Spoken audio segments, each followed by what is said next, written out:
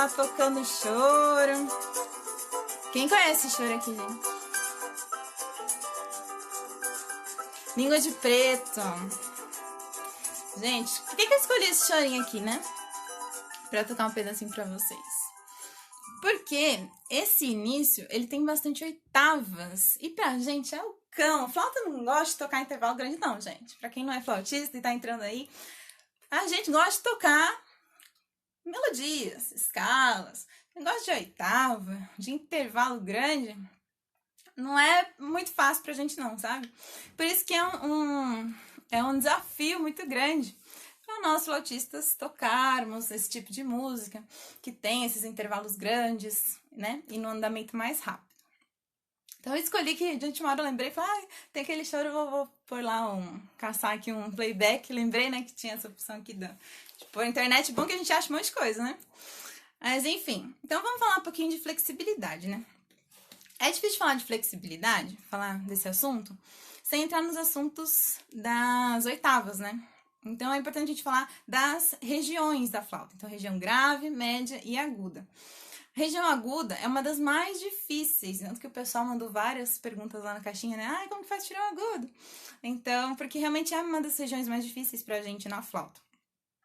Então, a gente vai falar aqui primeiro da base, né?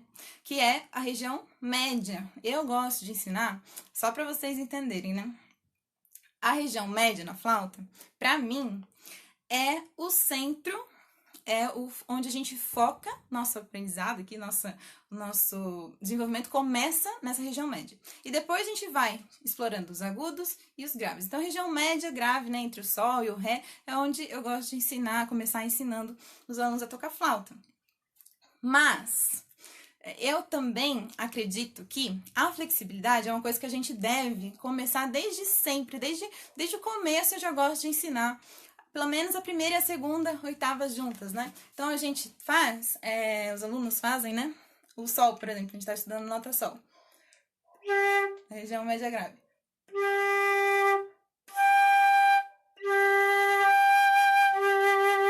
Então eles já tiram, eu já ensino desde o início, quando eles começam a conseguir uma consistência de som no grave, eu já começo a ensinar o agudo também. Por quê? Porque eu acho que quando a gente está começando, a gente não tem domínio, não tem controle, né, da nossa embocadura, dos nossos lábios. Então, é a melhor fase para a gente aprender, principalmente essas duas oitavas. Porque uma experiência que eu tive há um tempo, principalmente quando eu comecei lá no Guri, né, que tem muita criança que vem estudar e tal, e aí eles vinham tocando super bem no grave. Vários meses que eles estavam lá estudando os graves, e os graves estavam super legais. Mas daí eu ia ensinar o agudo e eles não conseguiam tocar. Então eu ficava, caramba, né? Como que pode? Essa criança tá tocando tão bem no grave, vou pro agudo. Não dá. E aí eu entendi, depois de um tempo, que na verdade o problema é ficar muito tempo fixando só a embocadura da região média grave. Quando a gente vai para começar a tirar o médio agudo, né?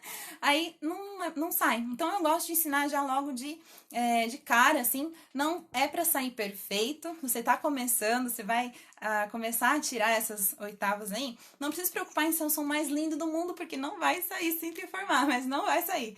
Mas lembra que pra gente chegar lá naquele nível legal de sonoridade, primeiro a gente começa, tem que ter um começo. E esse começo não é quando a gente chegar lá no palco pra tocar, não é ainda, tem que ter estágios, né? Mas eu acho importante já começar aprendendo as duas oitavas juntas. Então eu pego nota sol, lá, si, e já ensino as 3 notas que são na mesma posição na flauta, né? Nessas regiões, no grave e no agudo. E a gente faz notas longas, a gente trabalha ritmo junto também. Então, a gente já vai acrescentando outros estímulos nessas notas, nessas duas regiões. Tá, Ari, então eu já entendi que é legal começar desde cedo. Gente, essa é a minha opinião, tá? Mas há controvérsias. Tem gente que gosta realmente de ensinar separado. Eu já tenho essa opinião por conta do que eu expliquei pra vocês.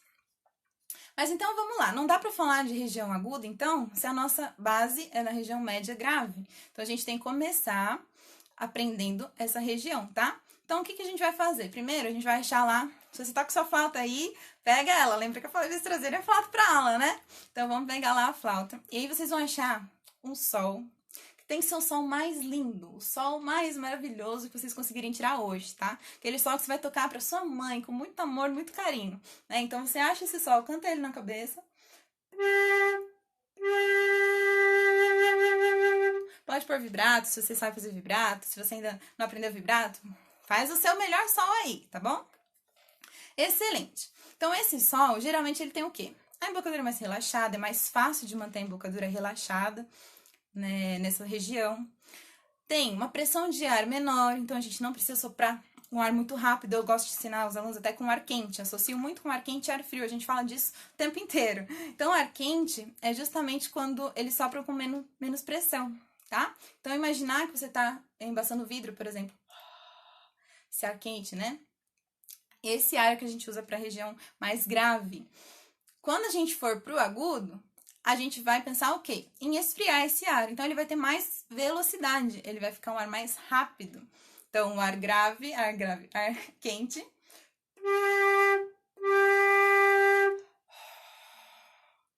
Tá? Ar agudo. Ar frio, região aguda. Oh, meu Deus. Lá pra frente, frio, com velocidade. Tá? Lembrando que o apoio tem que estar sempre colocado. O apoio é o que? É a nossa pressão aqui no abdômen que a gente faz o tempo inteiro, grave, agudo. Esse apoio é muito importante para que a gente mande o nosso som. Independente se o som é grave, se o som é agudo, se o som é piano, se o som é forte, o som tem que ir para a plateia. Lembra que vocês estão tocando para a plateia. Imagina você tocando num teatro bem bonito, você toda maravilhosa, com seu vestido lindo, maravilhoso. Então você tem que tocar lá, pros homens também, né, gente? Vocês também são maravilhosos, tá? Mas vocês vão mandar o seu som lá pro fim do teatro, tá bom? E aí, isso vai ajudar, o apoio que vai ajudar a fazer esse movimento. Direcionar, né? Falando em direção, voltando aqui pro grave e agudo que a gente tá estudando. Direção. Quando a gente vai fazer o grave, lembra lá do ar quente? O ar quente, eu gosto de associar, fazer essa associação, porque eu acho que fica mais fácil de memorizar, né?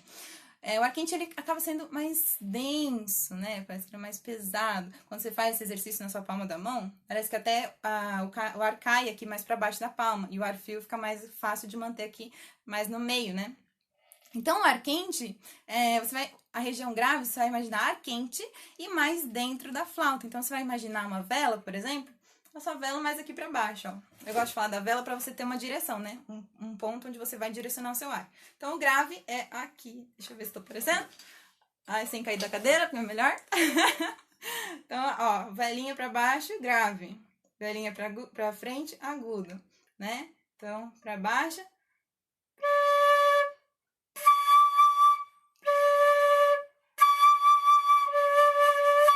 Dá pra vocês brincarem um monte aí, tá bom? Com isso. Fiz uma nota agora com a flauta toda aberta, tá? Não era no sol, não.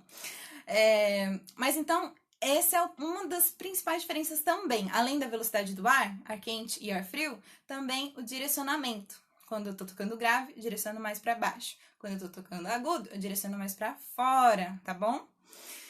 E com isso também tem um terceiro fator aí, que quem assistiu a live lá, não sei se tinha alguém que tava na live lá de sonoridade, que eu fiz, acho que foi ano passado ainda, que foi da embocadura, relaxada e tal. Lá naquela live eu falei que tem 3 coisas importantes, né, que é o ângulo que a gente sopra, então no caso a gente tá vendo aqui que pra ter flexibilidade também a gente tem que usar esse ângulo para soprar mais pra frente ou mais pra baixo, então isso que vai dar essa flexibilidade, né, mudar o ângulo. Também a velocidade do ar, que acaba saindo mais rápido quando a gente direciona ele mais frio e mais lento quando ele é mais quente. E aí entra um outro fator que só funciona se esses dois estiverem bem feitos. Então, se esses dois você ainda tá com dificuldade, ainda não entendeu direito, tenta garantir que esses dois estejam bem entendidos, que você tenha assimilado, para depois ir para esse terceiro, que é o quê? A quantidade de ar. Quando a gente vai tocar o agudo, na flauta, né? Vou fazer aqui uma escala cromática, do grave até o agudo, sem corrigir, tá? Vou deixar a flauta fazer o que ela quer aqui. Não vou corrigir, só vou soprar. Então...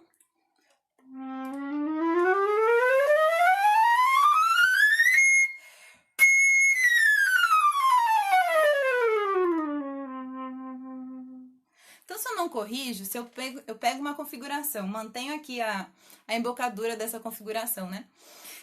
E não mexo nada, o que vocês acharam? Ela soa mais forte no agudo ou mais forte no grave? Conta pra mim aqui, como que soa aí pra vocês? Ou soa tudo igual? Me conta, quero saber o que vocês ouviram aí. Né? Qual que é a tendência maior da flauta? Eu acho, gente, que isso qualquer instrumento tem, tá? Todo instrumento deve ter aí essas coisas que a gente tem que corrigir. Conforme a gente vai estudando, a gente vai aprendendo a controlar, a contornar isso. Afinal, a gente tem que saber fazer forte, piano, no grave, no agudo, independentemente, né? Não sei pra vocês se soa tudo igual aí, mas em geral, a flauta soa muito mais forte no agudo. No agudo ela soa estridente. Tanto que os flautistas têm muito medo de tocar agudo, porque tem medo de ficar estridente, ficar um som agressivo, que é muito normal acontecer no início. No início ele sai mesmo mais agressivo, mais pontudo, mais brilhante, né? Brilhante demais. Então, eles têm medo. É normal isso acontecer. Mas se a gente não tira esse agudo, se a gente não vai atrás desse agudo, ele nunca vai melhorar, né? A Daniela falou, forte no agudo. Pois é, sempre, a flauta é um instrumento agudo. Então, quando a gente vai para agudo, ela quer brilhar, ela quer soar mais forte. É normal, é natural. Então, primeiro, o que eu falo, né? Que a gente tem que entender o natural da flauta. Primeiro a gente entende o que é normal para ela. No agudo soa mais forte? Então vamos tocar mais forte, vamos soprar mais um pouquinho, né? Se para ela soar, para eu conseguir tirar o agudo, mas tirar a nota, não tô falando nem de afinação, nem de qualidade de som. A Erika falando, ai, sonho com esse agudo. Ai, menina, para com isso, imagina. Fico tímida. Mas que bom que você gostou. Obrigada, viu? Você tá arrasando também, que eu te acompanho, eu sei que você tá arrasando aí nas suas gravações. Mas então, quando a gente vai pro agudo, fica esse som mais agressivo no início. Não liga, não se importem com isso, tá? Depois, aos poucos, a gente vai lapidando, a gente vai amaciando esse som, vai deixando ele mais redondo. Mas a gente tem que ter material, tem que pelo menos conseguir tirar o som para daí para esse segundo passo. Se a gente não consegue nem tirar o som, se a gente não consegue nem chegar na nota, né? Por exemplo, lá na caixinha falaram hoje da constância, fluência nos agudos, manter os agudos fluentes e constantes. Isso não acontece porque a gente não mantém a velocidade do ar, né? A gente não mantém a pressão do ar adequada, muda o ângulo do ar. Então, várias coisas podem acontecer, né? Essas duas principalmente, né? De mudar o ângulo no meio do... Por exemplo, acaba o ar, vai acabando o ar, que é comum, né? A gente acaba o fôlego, a gente tem um limite, não é verdade? Infelizmente. Mas vai acabando o fôlego, aí... Tá acabando o ar, pode ter certeza que vai cair pro grave. Então, é muito normal acontecer isso, né?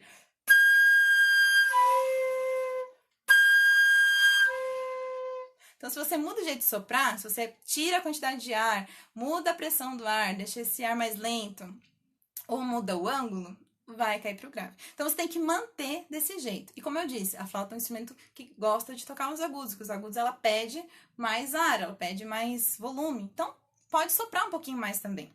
A princípio, para entender o natural dela. Tanto que lá no Moise, quem aqui faz Moise? Eu espero que todo mundo faça Moise. Moise é um estudo de sonoridade. E aí, olha lá, exatamente, o Denis está falando aqui, o grave parece que quer sumir e o agudo aparece demais. Exatamente, ela é uma balança, né? Só que se a gente não entende essa balança, para começar, se a gente não consegue nem tirar a balança, como que a gente vai querer fazer, né, deixar igual ou até mudar um pouco, se você quiser fazer graves potentes, por exemplo, pianíssimos no agudo, primeiro você tem que entender a balancinha como funciona, não é verdade? Mas é isso mesmo, Denis, é isso aí. Mas enfim, o que eu tava falando? Da quantidade de ar, né? Acho que era isso. Então, quando a gente vai pro agudo, tocar com um pouquinho mais de potência, um pouquinho mais de ar nesse início pode te ajudar também. E não se incomodar. Eu sei que é difícil, porque a gente quer tirar aquele som bonito que a gente tá cantando. Eu sei que incomoda um pouquinho, né? Mas é uma fase. Lembra, eu sempre falo também para meus alunos, né? Tem alguns alunos aqui. Sempre falo para eles assim, aguenta firme, não desiste, porque é uma fase. Realmente se vai ter que, às vezes, dar um passo para trás, 2 passinhos para trás, para avançar 5, 10, 20, né? Então, isso pode acontecer também. Então, vamos lá, gente. Primeiro, quero passar aqui 3 passos para vocês entenderem melhor algumas coisas que vocês precisam fazer, que vocês não podem deixar de esquecer, né? Lembra do caderninho, trouxeram o caderninho, né? Para anotar essas coisas aqui.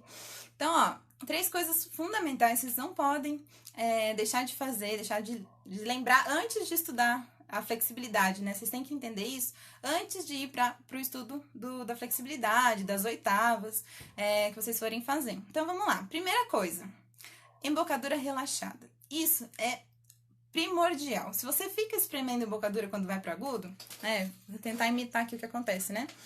Depois eu vou explicar por que acontece isso, mas vamos supor. Você tá com um grave lá, embocadura relaxadinha.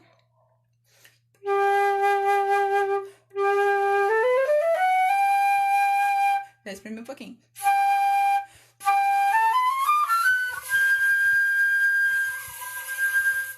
Tô exagerando, tá?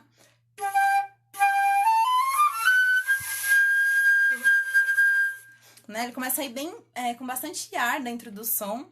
E ele sai um sonzinho assim, pequenininho, que você não consegue trabalhar, que não consegue fazer nada com ele.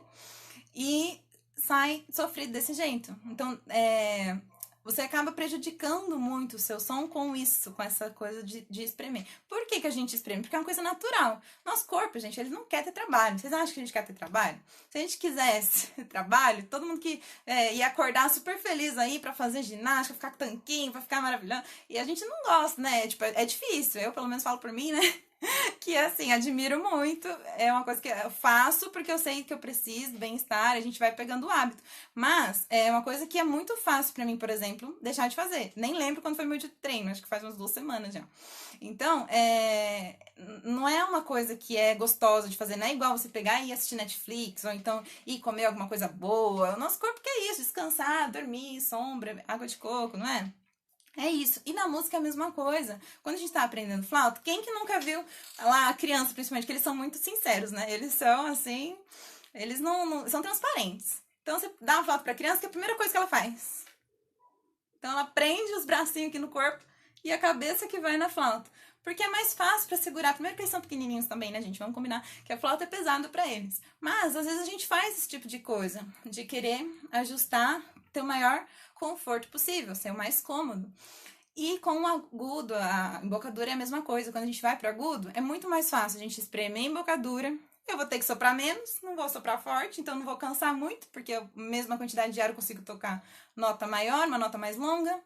Então, tô aqui no meu conforto. Que delícia, né? Só que daí o som sai desafinado, com a afinação super alta e com esse monte de problema que a gente falou.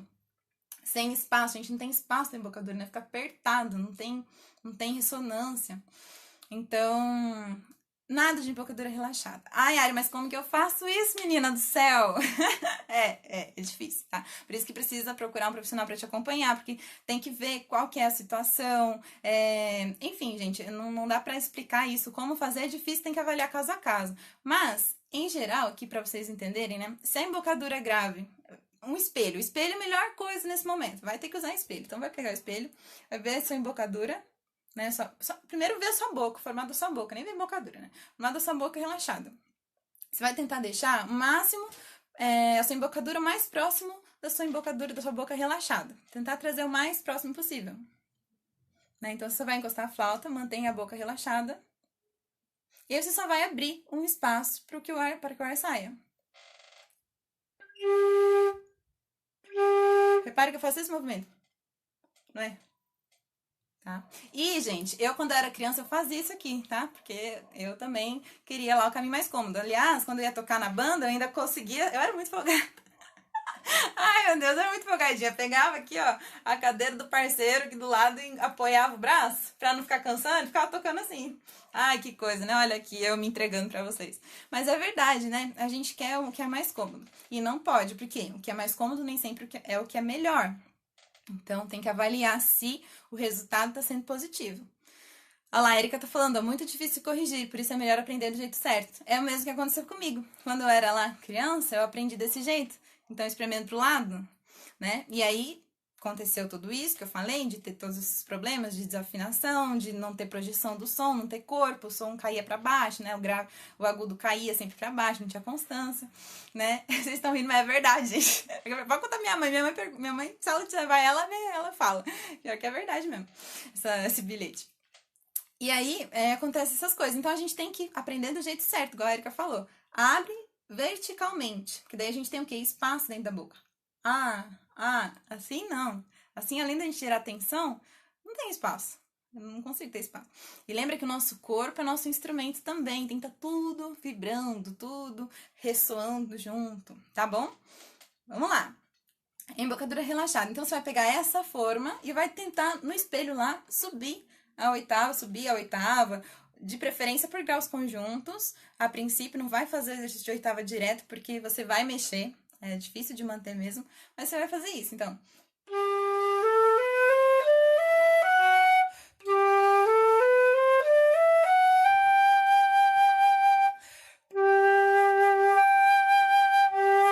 não é? Tá? Deu pra entender? É muito bom. Então, embocadura relaxada. Depois, se chegar nessa segunda oitava, aí você vai fazer outro caminho. Mas tem que estar muito seguro nessa segunda oitava. Essa segunda oitava tem que estar sólida. Senão, se ela estiver fraquinha, se ela estiver mais ou menos, não vai adiantar nada, que você vai começar de uma base mais ou menos para chegar num outro nível. Então, primeiro, vai com calma, por partes, mas tenha a disciplina de estudar todo dia para melhorar, para conseguir chegar cada vez melhor e mais rápido, né? Antecipar esses resultados aí. Muito bem, gente. Ó, o Jean falou alguma coisa que eu senti também, mas com o violão, o lance de deixar os dedos próximos das cordas. Eu ainda toco com os dedos a 14 quilômetros de distância das cordas. E isso dificulta algumas coisas. A gente também tem isso, viu, Jean? Não é só você, não. O flautista também, a gente gosta de deixar aqui, ó, o dedo distante da corda. Mas eu não acredito que isso aqui tenha a ver com a flexibilidade. Eu acho que isso só vai deixar o movimento mais lento mesmo. Então, se for tocar coisas mais rápidas, aí vai ficar mais difícil, né? Então, tem que aproximar. E isso de aproximar, eu posso trazer aqui pra embocadura, por exemplo, como lá no caso do Língua de Preto, né? Que a gente começou a live. Língua de Preto, ele tem oitavas, só que elas são rápidas. Não dá tempo de você ficar procurando cada nota, né? Então, como que eu ensino os alunos a fazerem, né? Você vai achar o grave.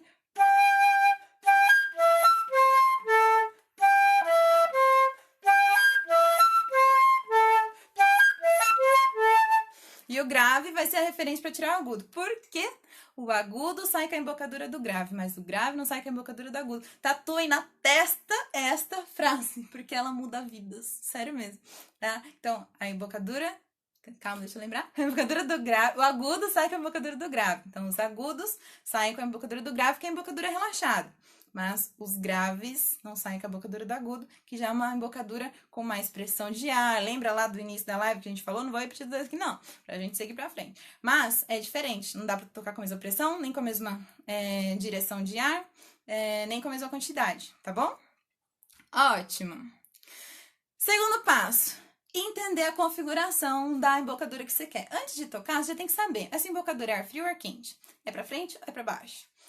Com mais ar ou menos ar? É agudo ou é grave? Entendeu? Você já tem que saber isso antes de começar. Você tem que saber que som que você quer e o que você tem que fazer para tirar aquele som.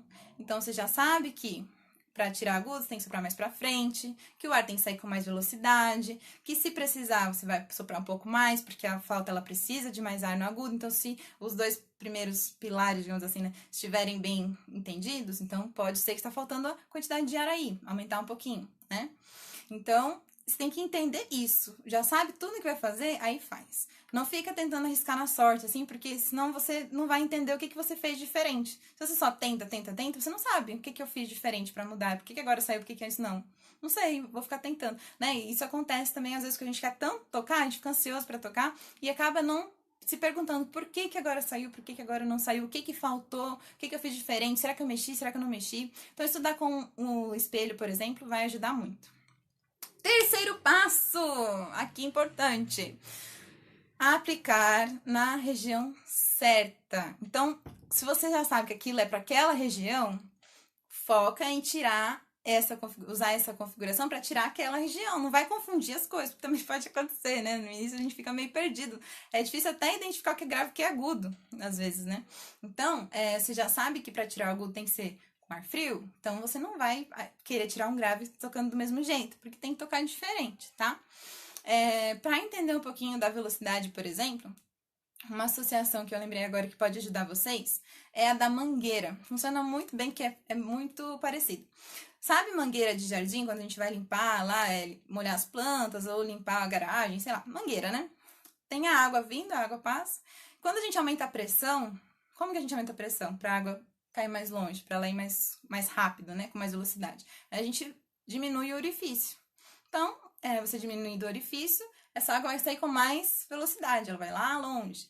Quando você abre, você tem mais espaço, a mesma quantidade de água que vinha não vai ter potência para ir lá, porque ela tem mais espaço aqui, então ela vai cair mais próxima. Então é a mesma coisa, o grave mais próximo, o agudo mais para frente, com mais pressão. Então a gente até acontece assim de diminuir um pouquinho o orifício do ar quando a gente está soprando no agudo. A gente acaba diminuindo um pouquinho, sim, tá?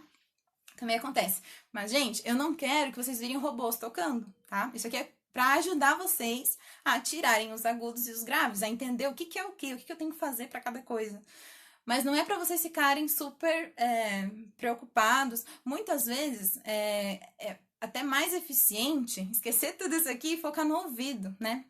Principalmente se tiver um professor, o professor vai te orientar a ouvir, a escutar, vai ficar te cobrando, né? Olha, percebe, escuta, imita, imitar. Quando a gente imita, a gente já faz, as coisas são mais naturais, né? Aí esses passos aqui, essas coisas, vêm para potencializar, para conseguir organizar o que é o que, porque no início muita informação, é muita coisa, então fica mais fácil de acertar, sabendo que isso que a gente tem essas opções aqui, né? Fica mais fácil de acertar. Mas ao mesmo tempo também não esqueçam de ouvir. O ouvido é o maior professor, ele é assim, a coisa mais importante que o músico tem, eu diria, né? Então a gente tem que ouvir muito, ouvir bem o que a gente tá fazendo. Quando a gente ouve, a gente entende, a gente imita, e aí aquilo vai saindo mais naturalmente. Senão a gente começa a virar robô, né? Eu mesma já fiz algumas masterclasses, assim, com pessoas incríveis, artistas maravilhosos, mas eu acabei virando robô, porque ele falava muita coisa para eu fazer técnica, e aí quando eu ia aplicar, eu tava peraí, a boca tem que abrir, eu tenho que virar, sabe? Tipo, tem que ser perfeitinho, assim. E eu não conseguia tocar, eu fiquei travado. Então, não é pra travar vocês que eu tô passando isso aqui, tá? Pelo contrário, é pra ajudar vocês a acertarem mais, a serem mais eficientes aí. Então, testem. Não é que eu tô falando que eu tá assim, nossa, pra vocês confiarem em mim, que eu sou maravilhosa, não é nada disso. Mas eu quero que vocês testem, porque vocês vão testar e vocês vão ver, tá? Então, não é pra confiar em mim, não. É pra pegar a flauta e fazer. Vocês estão fazendo? Eu espero que vocês estejam fazendo, hein? Ah, tô de olho aqui em vocês. Então, por favor, testem mesmo. Quero muito ver vocês tocando bem, arrasando aí. E vou ficar muito feliz se o que eu compartilhei aqui, se o que eu ensinei aqui hoje, colaborou de alguma forma para vocês conseguirem tirar esses agudos com mais consistência, com mais fluência, como vocês pediram, como vocês falaram lá no Stories, que é uma dificuldade de vocês e não é só de vocês, não, é de todos nós flautistas. A gente tem que se manter sempre estudando, sempre ativos, porque senão o rendimento cai mesmo. A gente é igual atleta, né? Se a gente para de treinar, o rendimento vai caindo. Bom, isso é o que eu tinha para passar para vocês hoje. Então, exercício, tarefinha para casa, que a professora adora passar tarefa para casa, vocês estudarem, né? Pegar essas notas que são dessa região média, grave, que não é nem muito agudo, nem muito médio, nem muito grave, né? Sol, Lá, Si, Do. E treinar essas oitavas. Então, imaginar o grave aqui, o agudo lá. Até recomendar fazer sem vibrato mesmo. Eu sei que é difícil, né? A gente gosta de fazer vibrato. Mas, para início, para entender bem o centro do som, o foco do som, faz sem vibrato, faz limpinho, faz liso, para você conseguir realmente pensar em tudo isso e entender o som, a estrutura. Depois que tiver com a estrutura bem feita, porque senão o vibrato às vezes ele fica tapeando aí, sabe? Ele fica aquela maquiagem bonita que a gente passa e não vê que o som tá mais ou menos, que a gente tem coisas para arrumar ali. Então se a gente põe o vibrato, aí a gente não percebe que a gente pode aprimorar o som. Então faz estudo sem vibrato nessas 2 oitavas. E pensando em tudo isso que a gente falou aqui hoje, eu acho que você já tem bastante tarefa, hein? Gente, muito obrigada por vocês terem participado. Eu vi alguns alunos da academia aqui, fiquei super feliz. Ai, eu morro de orgulho de vocês. Vocês são super talentosos e esforçados. Imagina, gente, eles já têm aula comigo, eles vêm pra aula, vêm pra assistir o papo de flauteiro. Você acha? Aluno da academia só podia ser assim, não podia esperar menos. Sou muito orgulhosa mesmo de ser professora de vocês, de orientá-los. Sou muito grata por essa oportunidade. Vamos ver, Denis está perguntando aqui. Você pode recomendar alguns flautistas pra gente ouvir e observar a embocadura? Olha, esse é um exercício muito bacana, Denis. Foi excelente aí sua questão, porque vocês vão ver que existem formações, né, de embocadura diversas. Então não existe assim um certo e um errado. Existe um padrão que a gente busca no início, pelo menos a gente tenta ali, é uma média, né? Mas tem flautistas que tocam a embocadura super torta e tocam tudo, então não dá pra dizer assim que tá errado, né, gente? A pessoa tá tocando tudo, imagina. Então, mas por exemplo, os grandes flautistas assim que eu admiro, que vocês podem ir lá xeretar, ver a embocadura. Uma que eu acredito, assim, era meu sonho de embocadura era aquele flautista. Emanuel Parrucci. Inclusive, eu compartilhei hoje o álbum dele. Gente, aquele álbum tá demais. Nossa, aquele álbum tá maravilhoso. Até tô querendo ver se eu acho essas partituras aí em algum lugar pra tocar, porque eu achei muito, muito lindo. Eu acho que eu tinha escutado, mas eu não tinha escutado inteiro. E hoje eu tive a oportunidade de ouvir com mais calma. Então, a embocadura de Parrucci, gente, é perfeita. Tipo, ele nasceu pra tocar flauta, literalmente. Porque é maravilhosa. Nem parece que ele tá soprando. Ele põe a flauta aqui e ele toca tudo. Grave, forte, e agudo piano, e staccato, e legal.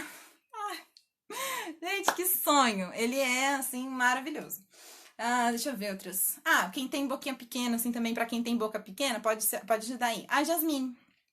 Jasmine tem uma boquinha pequenininha assim, né? Talvez inspire alguns de vocês aí que também tem a boca um pouco menor, para ver a embocadura dela. Mas vocês vão notar que sempre as embocaduras são relaxadas, não tem tensão. James Galway, também tem, acho que a boca dele também é menorzinha. Assim. Nossa, tem tanta gente. Tem o Vansan. O que eu falei que tem a embocadura torta? Buryakov. Então, esse vocês têm que ver, o Buryakov e o Parrucci, assim, que vocês precisam ver pra comparar. Meu Deus, realmente, assim, é muito individual, né? E o Buryakov toca com a flauta assim, né? Tá tocando lá o... Tudo, tudo, tudo. Ele tá tocando o Carnaval de Veneza, sabe? Tem... Nossa, não lembro. Entra numas partes super rápidas, cheio de staccato, e ele tocando tudo, com aquela embocadura assim. Procurem lá, Carnaval de Veneza, Denis Buryakov, se eu não me engano é isso. Olha lá o Daniel falando que o Denis Buryakov é todo torto. Pois é, e toca aquilo tudo, né? A gente aqui mantendo a postura e apanhando, né? Mas a gente pode com certeza se inspirar na musicalidade, né? Claro que são exceções, a gente tem que entender que são exceções, né? Pra gente ficar tocando torto, porque isso pode fazer mal pra nossa saúde. Mas são exceções que acontecem, então a gente não pode generalizar que a embocadura certinha, perfeita, só é de uma forma, tá? O Daniel falando que o meu sonho é ser incrível na flauta como você. Gente, nossa! Que nada, imagina, tem tanto caminho pela frente ainda.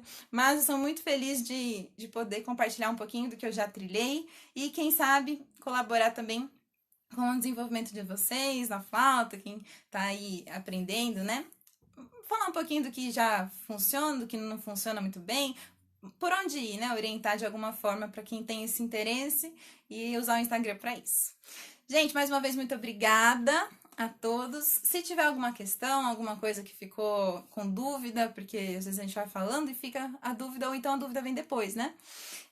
Mas pode me escrever, pode mandar mensagem aqui no direct, um sinal de fumaça, que a gente responde, a gente conversa. Eu fico muito feliz de poder colaborar de alguma forma para o crescimento de vocês na flauta. E nos vemos no próximo Papo de Flauteiro. Eu vou ver se eu começo a colocar a caixinha lá pra gente decidir o tema na segunda-feira. Porque terça-feira eu não tenho vida. Minha terça-feira é dedicada só pros alunos. Eu fico só aqui com eles o dia inteiro. Então eu não consigo ficar mexendo muito aqui no Instagram, né? Mas segunda-feira é mais tranquilo. Então segunda-feira eu coloco a caixinha e aí vocês vão mandando sugestões de temas, né? Porque eu quero ouvir de vocês como que eu posso ajudar da melhor forma, né? E ninguém é melhor que vocês para falar o que a gente deve trazer aqui no Instagram, tá bom? Então é isso, gente. Um beijo, boa noite, bom descanso e até o próximo Papo de Flauteiro. Tchau, tchau!